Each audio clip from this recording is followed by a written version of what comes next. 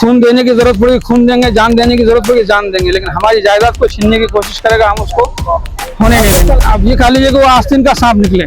सब लोगों को एक उम्मीद थी कि नीतीश कुमार जी खासतौर से बिहार के हैं तो वो हम लोग का साथ देंगे, लेकिन वो भी साथ उन्होंने नहीं दिया। आप सल्लल्लाहु अलैहि वसल्लम के ज़माने से ही लोगों ने वक्फ करना शुरू किया। सबसे पहले हज़रत उमर रज़ी अल्लाह ताला अन्हु के ज़माने से ही वक्फ है, जो भी हम लोगों ने किया नहीं हुआ।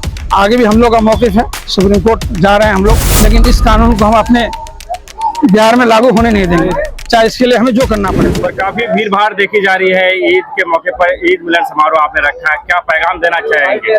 सबसे पहले तो मैं अपने विधानसभा के तमाम लोगों को मुबारकबाद देता हूं कि माह रमज़ान का महीना गुजरा और आज मैंने यहाँ पर ईद मिलन रखा। चूँकि बेसिकली ये है कि रमज़ान में हम इफ्तार पार्टी देते थे, विधानसभा चलने की वजह से इफ्तार पार्टी नहीं दे पाए, तो फिर हम लोगों ने ईद मिलन का प्रोग्राम रखा और मेरी कोशिश रही है कि इखलास के साथ काम करते हैं।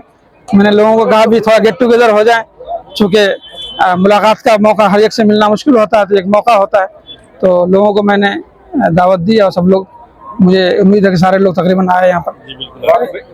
आप वो कानून बन गया जी, वह कानून तो बन गया, कोई बात नहीं। हम लोग का एक ही मौक़िफ़ रहेगा कि खून देने की जरूरत पड़ेगी खून देंगे, जान देने की जरूरत पड़ेगी जान देंगे, लेकिन हमारी जायदाद को छीनने की कोशिश करेगा हम उसको होने नहीं देंगे। लगातार उसके लिए मुसलमानों के साथ क्यों इस तरह से सोतला व्यवहार किया जा रहा है बिहार सरकार के द्वारा? देखिए, एक उम्मीद की जा रही थी नीतीश कुमार जी से, चूंकि सेकुलर थे, लेकिन अब वो सेकुलरिज्म से निकल गए बाहर।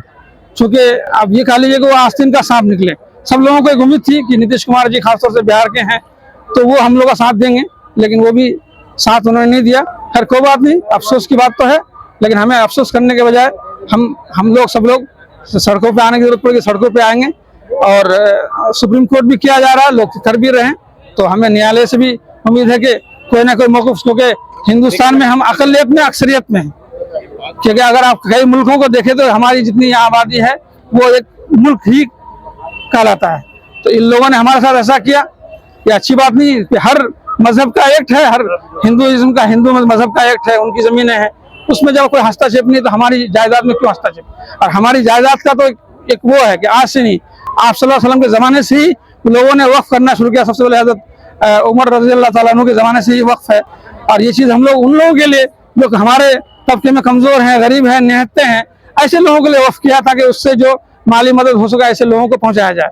और हुकूमत की मंशा अगर ये होती, अगर वो अच्छा करना चाह रहे थे तो वही कहते कि भाई जो उससे इनकम आ रहा कम आ रहा है, तो क्यों कम आ रहा है, तो आप उस पर ये करके ना कि आप डीएम को मुसल्लत कर रहे हैं, गोया कि आप हमारी जायदाद को छीनने का एक रास्ता बना रहे हैं। तो इस विषय पर क्या रणनीति रहेगा?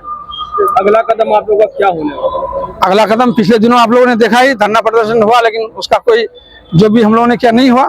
आगे भी हम लोग का मौक़िफ़ है, सुप्रीम कोर्ट जा रहे हैं हम लोग, आरजेडी की तरफ से भी हुआ है। तेजस्वी जी ने खुलेआम ऐलान कर दिया है कि हम सत्ता में रहे ना रहे, लेकिन इस कानून को हम अपने बिहार में लागू होने नहीं देंगे, चाहे इसके लिए हमें जो करना पड़े। ये हमारा आरजेडी का मौक़िफ़ है। ये सिर्फ ईद मिलन समारोह है या फिर जो कि काफी ज्यादा बड़ी संख्या में लोग आना हुआ है, तो विधानसभा देखते शक्ति प्रदर्शन भी है आपके तरफ? ये ईद मिलन समारोह ही, मैंने कहा कि इफ्तार पार्टी हम हर साल देते थे, इसमें तो विधानसभा चलने की वजह से नहीं दे पाए, तो उसके बदले में हमने ईद मिलन रखा।